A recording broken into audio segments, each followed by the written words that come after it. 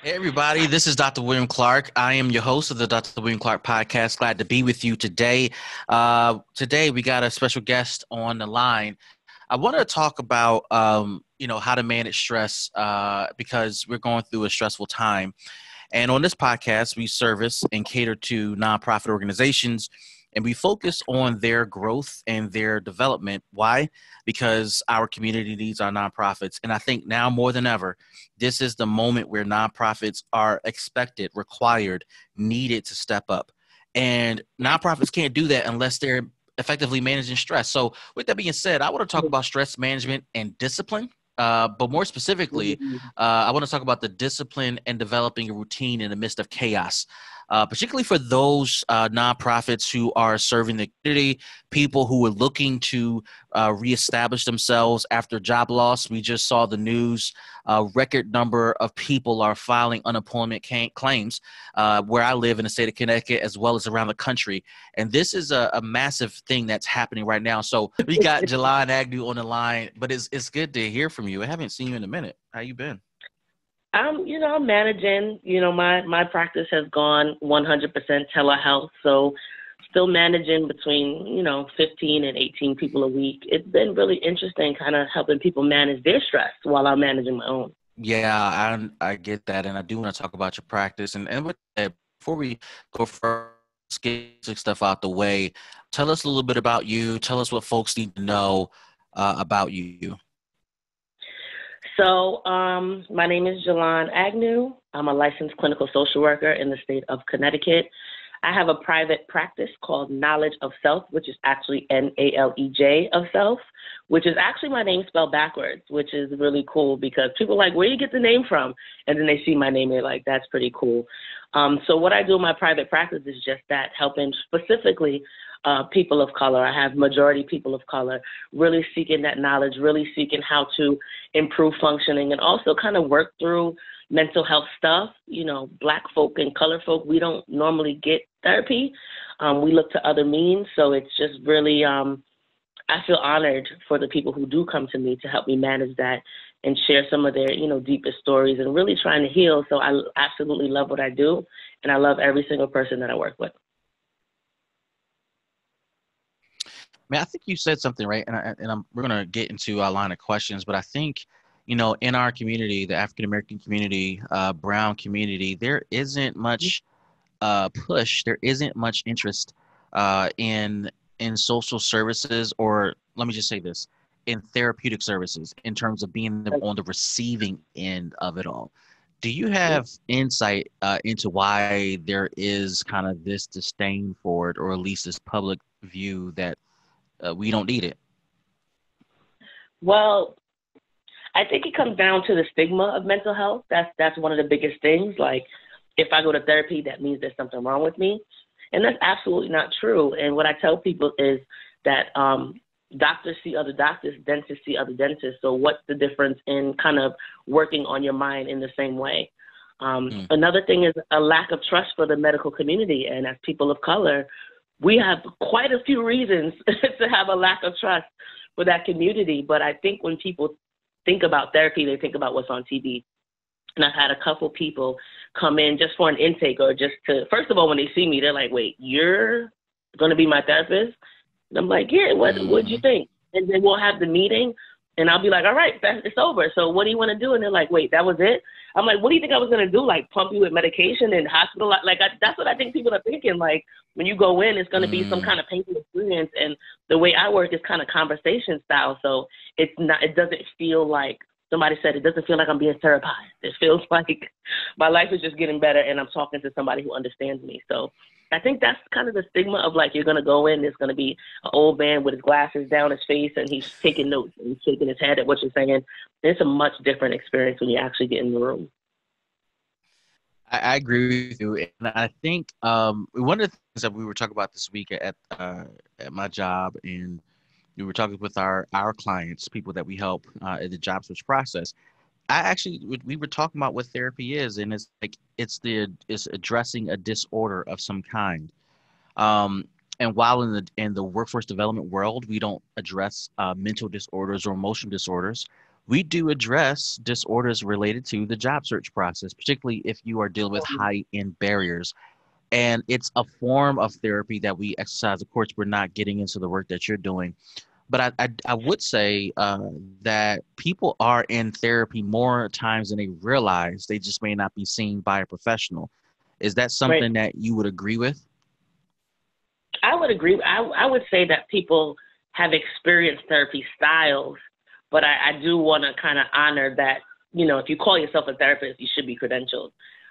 Sure. But one thing you say that I want to come back to is this whole idea of a disorder. When you think of a disorder, there's automatically a negative connotation with the word. So what I Hmm. call my folks, I say we, because I also struggle with mental health stuff for myself. I say we have magical minds. And the reason I say that is because people with mental health can see, feel, and hear things that other people can't. And what I tell my folks is, and I don't even use the word client, I call them my folks, is that we have superpowers. We just have to figure out how to manage in this neuronormative world. And I Hmm. think when you see it from that perspective, it's not a stigma. It's almost like, well, wait, what you saying is I'm special? Absolutely. So I like the word magical mind. So when people are struggling and they're like, oh, I'm going through this, I'm like, you're just being extra magical right now. How can we help you come down to this normative world for right now, and then you can go back to being magic? So that's how I frame it, and I think my clients really like that or my folks really like that because it doesn't have, there's no negativity in it. It's kind of like, wow, I'm a unicorn. Yes, you are. Yeah. Yeah. And I think that's an interesting way to kind of segue into the rest of this conversation. We're going through this unique time in history. We are actually living history as we Mm-hmm. speak. And this Yeah. is a phenomenal time to be alive. Yes, things are going crazy. It's touched my family as well. But it's the Mm-hmm. phenomenal time to be here. And I want to help Yeah. folks think through, particularly in a nonprofit world, how to develop discipline and routines in the midst of chaos. And I've been sharing with my Mm-hmm. church, I've been sharing on this podcast that we've been hoping, wishing, and praying for a fresh start and new beginnings. Here it is, and what you're going to do with it. So I want to Right. talk about it, right? Because with taking on new responsibilities come new stress. So here's my Mm-hmm. first of three questions for you. Can you share with us a couple of stress management techniques we as nonprofit leaders, small business owners, leaders in our own right can employ to manage in the midst of chaos? Yes. Well, to step back into what you're saying is this whole idea of discipline and routine. And that would be the first place that I would start because what I'm hearing and also experiencing is kind of like, well, I don't got nothing to do tomorrow, so I'm gonna go to sleep at 6 a.m. and sleep till 4 p.m. And that's fine, but what that does is kind of shift the body. And you're also missing out on sunlight. And you're also missing out on kind of human interaction. So it's really being able to kind of keep your routine going, eating at the same time, going to sleep and waking up at the same time, because your body needs to have some sense of normalcy. Mind, body, spirit, they all go together. So if one shifts, everything's shifting with it. So I would say that's the first piece. Another piece of it is kind of dive into the things that calm you. I know for me, singing calms me. So I'm walking around here. I think I'm Patti LaBelle all up in my house. I know my downstairs neighbor is like, if she don't shut up, but that's what soothes me. It helps to calm my spirit. So if that looks like art, if that looks like dancing around your house, if that looks like cleaning, whatever that looks like, to be making sure you're kind of leaning into those things as much as possible. And also checking in with people.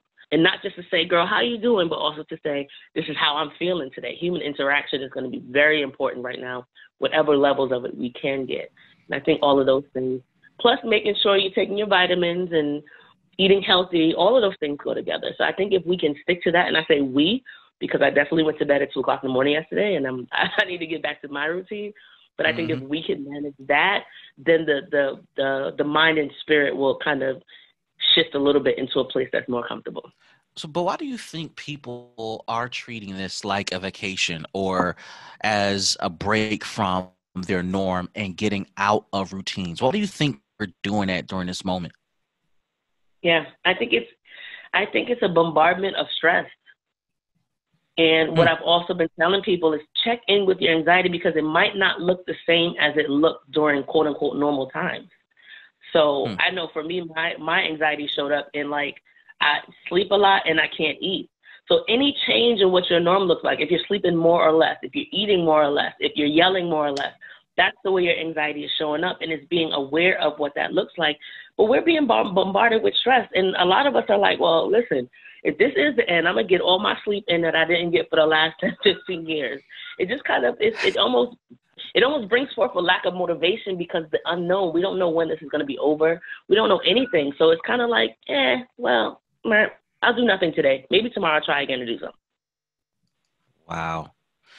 So you think it's stress, but I guess the thing that I'm struggling with is, okay, stress is here. This is actually part of our new normal. But as a professional, you were helping people, treating people way before this happened, and stress pre-existed Corona. So do you think it has to deal with the fact that people never implemented proper stress management techniques pre-Corona? No. I think that on top of stress, we're being traumatized right now. And if you look at trauma responses, a lot of responses that we're having right now is responses to feeling traumatized. So I had the best, you could have the best stress techniques, and then trauma comes in and everything goes out the water because it's a different level. There's a difference between stress and trauma. So a stress response might be like, "Ooh, I can't sleep. I'm not sleeping well." A trauma response can be like, now physically I'm experiencing panic attacks, and now mentally my mind is racing. It's a different level. Stress and trauma are two different levels, and I think we're experiencing trauma right now, and that's what makes the difference. How do you think? And I'm trying to be as helpful as I can to our audience. How do you think trauma may be influencing business decisions in any arena, nonprofit, for-profit, churches, private practices? I mean, how do you think that's impacting business decisions right now? That's a great question. And I think it depends on the business owner. For me, when I think of trauma, I think of extremes. So I see one extreme of the person that's like, let me do this, let me get this, let me do that, let me get this, let me hustle. Because I don't know if y'all know, hustle is a trauma response. And then I see people on the other side of it that's kind of like, you know what? I'm going to throw my hands up because I'm totally overwhelmed. So if we could kind of be somewhere in the middle of like, let me be productive, but also let me give myself time to rest when I feel overwhelmed. I think if we do that, we'll come out of this much better. I said to all of my folks this week, we connect productivity with worth. So when we when we can't be as productive as normal, a lot of us are figuring out who we are outside of our productivity, and that's okay. So if you need to rest and be productive when you can. I woke up today, I said, I feel motivated. I'll do work today. Did I do work yesterday? Nah. And I'm allowing that room. So it's kind of making sure we're having that balance of productivity and self-care. Take care of yourself. That's really interesting. And I think that balance is so challenging to find right now, because when you think about this, this virus hit our community hard and fast and with such speed that it required businesses to shift, whether by law businesses have to shut down, whether out of safety concerns businesses have to shift to online operations. I know in your case that's true as well. And for people who aren't used to online operations, which includes many organizations in my industry, in the nonprofit industry, in the church industry, if you will, that has been a huge increase of stress upon them to finally. So let me just take this moment to kind of address this for a bit, right? I have always had a problem with nonprofits not having the best tools. And I mean computing tools, operation tools, business tools for their staff. We're always susceptible to receiving donations, hand-me-downs, etc., to run a business. Think about this. This virus requires businesses to shut down or shift to an online operation. Nonprofits now have to shift their staff to online operations with no tools to give them to take home, no laptops, no tablets. Right. no ability to do online meetings, because in the nonprofit industry, we want to see you in person. We got to touch each other, or else it's not authentic, which is a false narrative. And Mm-hmm. many of them are still struggling. Like, and then we don't pay enough in our industry, so people can't afford to go out and get a new tablet if you can find one. They can't afford to Mm-hmm. get a new laptop if you can find one, and let Right. alone your internet package it wasn't purchased with the intent of you and your spouse and kids being home 8, 9, Right. 10, 11, 12 hours a day at the Yep. same time, streaming and Yep. drawing on that power. Mm-hmm. And so for me, Jalen, Mm-hmm. I really want people to walk away from this conversation realizing this situation has created a lot of stress, and you're saying this is creating active trauma that we're living through. Yep. Is there a way? Is there a way to deal with trauma effectively when you're not seeing a professional, or when you don't have, quote, someone to talk to? Yeah, that's a great question.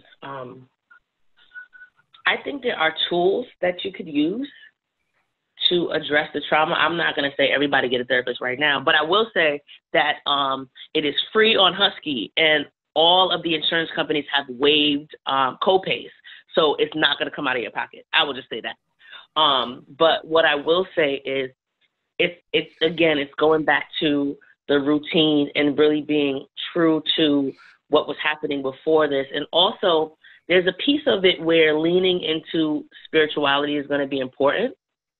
Because in the absence of, I don't have access to the internet, I don't have access to productivity, I don't have access to work, that spiritual piece for many is what helps people going. So what does that even look like for you? And my spirituality is different from a lot of folks, but leaning into that has really kept me kind of going when I don't want to go anymore. So there are tools, and you can definitely Google it and look up what tools are to manage, trauma without a professional. But it really looks like sticking to your routine, eating well, making sure you're checking in with your body. Your body will let you know you're having an emotion before your mind can catch up with it. So really checking into, what does it feel like when I'm stressed? Where does that happen for me? I tell people all the time, for me, anger happens in my wrist. I don't know why, but all I know is my wrist starts tingling. I need to leave because I'm about to say something I don't need to say. So what does that feel like in your body? Where does it rest in your body? Be very aware of that. So if it rests in your shoulders and your shoulders are aching, take a break. You know what I'm saying? If it rests in your chest and your chest is feeling heavy, take a break. And really this really is a time to, like you said earlier, a fresh start. It really is a time to allow yourself to drop into your body and be aware of what's going on. Because honestly, and I don't know if I'm allowed to say this, a lot of these companies don't care. You know what I'm saying? If you get sick, then you're going to be replaced like that. So the importance is to take care of yourself, your body, and your family. So really dropping into your body and saying, how am I feeling right now? Do I need to go outside and take a walk? Do I need to do some jumping jacks? Do I need to twerk to Meg the Stallion? Whatever's going to get that energy, that anxious energy out of your body, that's what will be helpful. If y'all missed that, just rewind. Y'all get it later.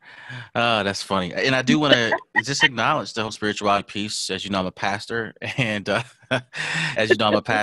and we've had this conversation, you and I, one on one.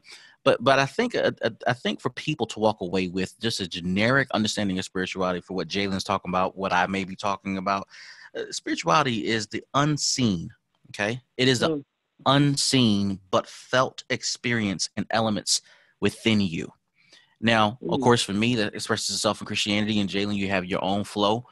For people out there, I think there is this opportunity, huge opportunity, to tap into the unseen, right? Being able to center oneself, one's mind, and especially during these times where you can't control much but what is within. Here's my second question. And I know it feels like we've had a lot, but here's my official second question to you. How can we develop discipline when chaos breaks out? Because when chaos breaks out, our natural inclination is to cut and run. So how do we develop discipline when chaos has already broken out and we can't cut and run? We got to stand pat and deal with it. So how do we develop discipline in chaos? That's a great question. For a lot of people, though, chaos feels like the norm. So developing, Sheesh. hello, I just said a good word there. Developing discipline is almost like creating a brand new skill. Anytime you create a brand new skill, you got to break it down one, step two, step three. So discipline, whatever that looks like for you, because that looks like something different for everybody. I know people are doing like weight loss challenges. Some people are doing 100 crunches or push-ups. I'm not doing that. So first of all, is establishing, one, what does discipline look like to you? What would that look like to you in the best case scenario? And two, write it down. I can't tell you, every morning I write a to-do list with all of the things I need to do, because sometimes when you're in the midst of chaos, the inside of your brain is chaos. And there's all of these words and concepts and pictures and images that are going on. If you can get them down onto paper, that might help you be able to organize them a little bit better. So first is deciding, what does discipline look like to me? Second is writing it down. And third is almost making a commitment to yourself. We're so busy making commitments to these organizations and to work and all these other things. It's making a commitment to myself. Today, my commitment to myself is I'm going to take a shower and wash my face. I'm going to make sure I do at least 50 notes because I'm behind on my notes. And I'm going to make sure I get outside. Boom. 1, 2, 3. 3 small things that I need to do today. Have really small goals that you do. I mean, right now, taking a shower and washing your face is like, damn, I did good today. Am I allowed to say damn? Sorry. I did good today. So it's really establishing what that looks like for you. Write it down and commit to it. And if you don't get to it, there's no judgment, right? Because every day is looking like the next day right now. So if you don't get to it, it's no judgment. Just put it on the list for tomorrow. And really just, this is what it looks like for me. And that's fine. It doesn't need to look like what everybody else is looking like. Stop comparing yourself to the people on Facebook that's like, yo, you got to be productive right now. We need to use this time. No, you don't. Use this time to invest in yourself. What does discipline look like when you invest in yourself? That's the way I see it. So let me deal with this because I think you said some good stuff, right? I love how you started out talking about it's a commitment to yourself, and I think I want to be careful to make sure people understand that Jalan is not encouraging you to be selfish, and maybe to an extent she is, but making a commitment to yourself has all types of application in all types of realms, including personal and professional, right? And I think that commitment, when we're talking about discipline and mental chaos, commitment in spite of, right? Training myself to perform in spite of. Right now, the in spite of is Corona. Tomorrow, the in spite of may be a bill due. The next day, the in spite of may be, chaos in my family, whatever the case may be. It's that commitment to self to kind of say, I'm going to perform this way. I'm going to behave this way, whether it's a personal, professional thing. And I love how you said the commitment piece. It ties into small goals that I set out to achieve day by day by day by day. Because ultimately, as a leadership guy, as a strategy guy, I'm all about steps because it leads to this big strategic goal. Can you speak about how is this the same type of guidance you give your clients when you're trying to help them achieve this big arching goal that you help them set small goals in the meantime and make a commitment to achieve those things day by day by day, even if they fail? Is that advice you typically give?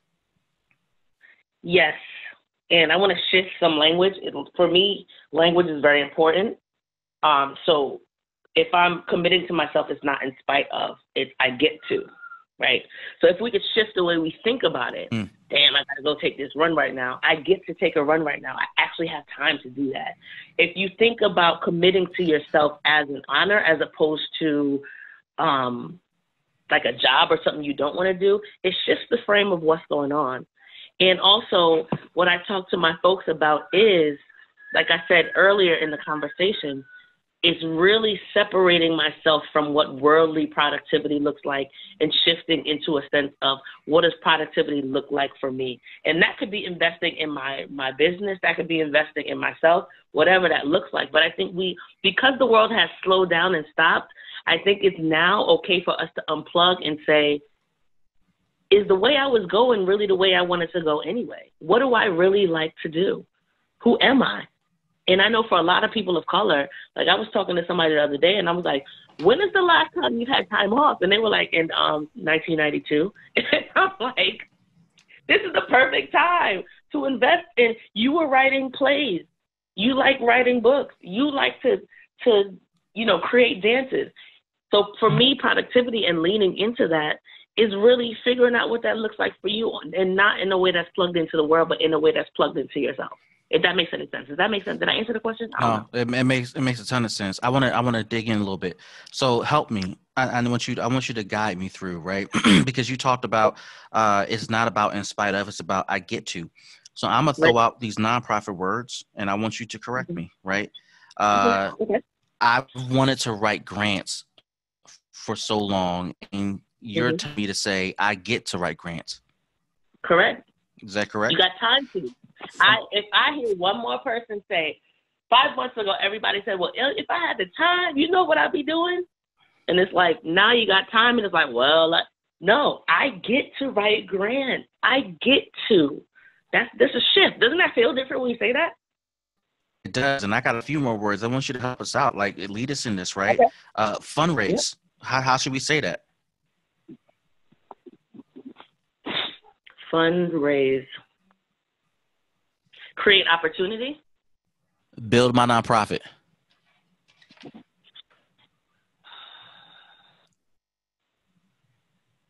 Create safe spaces for people in need. Build my team. Collaborate with people with similar interests in helping my community. Oh, she helping y'all right now. Build my skills. Sorry, I reread that one. I'm sorry. Build my skills. That was this one. Build what? Build my skills.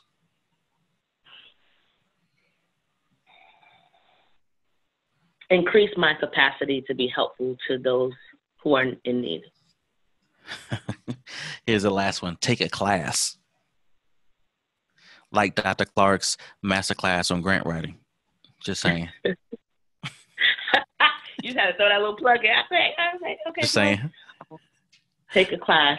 I would kind of shift that into learning things that will help to grow what I want to build in the future. I'm feeling that. And so I'm taking that in, on behalf of my audience to understand that the way we frame this moment in time, this moment in history, helps frame behaviors that we will enact. Mm-hmm. And when I'm in session and somebody will say something and I'm like, can I reframe that? And they might roll their eyes at me. That's fine. Y'all can roll your eyes at me. And once we shift the way we see things, it makes things feel different. And a lot of time, what we've learned, and I can speak from what I've learned in this field, a lot of times we've been parented through guilt and shame. Mm-hmm. So I'll tell if my client has my person has a goal of, I want to get to the gym and lose X amount of weight. And they're like, I ate this yesterday and I'm so ashamed. And I'm like, shift it. Like, don't motivate yourself with guilt and shame. Motivate yourself with positive words. It's still the same task. But if I guilt myself into doing something, I'm going to hate it the whole time I'm doing it. But if I'm motivating myself to do it, then it feels different while I'm doing it. And if you could shift how you feel, then everything else shifts. That's good. That's so good. So here's my last question for you. We are not only living through what I've told my church are curious times. We are living through a time where routines and standards and my habits are being broken. And we are given the precious gift to, without guilt, change our routines and habits. Because people do feel guilty about changing habits when things are, quote, normal. Now that everything's abnormal, we have a great excuse. So talk to us, give us give us some insight into the power of routines during this time of resetting new normals and new habits. Right. So the power, I like that word, power. The power of routine, and I want to use the word chaos again. The word protect comes up. And so if we have those routines, and again, I got to work on this myself. And that's one of the pieces I use in my therapy. Like, yo, I'm struggling with this too. So I'm not up here just telling y'all what to do, and I'm still struggling with it. But I feel like routine protects us from the tornado of the chaos, if that makes any sense. So if we could imagine a tornado and imagine us doing the same thing each time, the tornado's not going to take you with it. Are you going to be in it? Is it going to rustle you up? Absolutely. But are you going to be swift, taken away and all up in it? No, because you already have your grounding. So routine is like your grounding. It's like your roots right now. In chaos and trauma, the routine is the roots. And without that, we just get shifted into it. Sleeping all day or not sleeping, eating all day or not eating. And before you know it, you don't know what day it is, what time it is. You don't either gain 10 pounds or lost 10 pounds. And things are kind of getting away from you. So it's kind of just making sure that routine is making sense, because that's going to be your anchor right now. We all need anchors, or else we're going to get shifted away, because all my Facebook got all of these theories on it and all these news things on it. And these people doing this, and they created this in the lab. And if I go within that tornado, I could do that for days. But if I have my anchor of like, okay, I'm unplugging for right now, I'm going to shift my energy into something else, then I have control. I maintain control with routine. It's good. This is so good. And I appreciate that, because I think, what we're teaching in our podcast, all our social media posts, my online masterclass, we're teaching everything you're talking about just from the perspective of building your nonprofit to become whatever you envision it to be, right? Managing the stress of building a business, regardless of what's happening. But well, let me change that. I get to build a business. I get to build a nonprofit. I get to help my community. And it doesn't matter what tornadoes are happening or what chaos is breaking out. And I get to build and establish new routines and new disciplines in this moment of history. And I appreciate you helping us frame this in the right way, because I know a lot of people, they're being inundated with a lot of things to help them think through this. But I want to continue to push the envelope, right? Yeah, I want to help you think through this too, but I want to give you the actual tools and resources, and I think you gave us the right language to do so. So with that being said, I know that from what I understand, you are super busy. But what's the best way people can get in contact with you if they ever want to speak with you and connect with you? So my business phone, because I got two phones. Sorry, y'all, I'm silly. So my business phone number is 860-416-0961. And right now I am really, really wanting people who are in the healthcare system, who are on the front lines. I really, really want to be of help to them right now, because it's crazy. Like, I got a couple nurses on my caseload right now, and I'm listening, and I'm like, yo, that sounds like a hot mess. So I'm really interested in working with people who are on the front lines in healthcare and helping people. But definitely reach out to me. I have a couple more slots available for telehealth, which is basically FaceTime therapy. And I'm also at knowledgeofself.com. That's NALEJ of self.com. That's my website. And I'm also on Facebook. So definitely reach out if you need extra support. And just know with me, it's not going to be I'll be real. I said something to one of my folks the other day. She was like, that was just rude. I was like, well, do you want the truth or you want the truth? That's all I got. So just know I'm real, and I'm also open, and I'm also down to earth, and I'm also going through this with you. That's the difference. So I'm open. Definitely hit me up if anybody needs extra support right now. Awesome. Jalan, thank you so much. Thank you.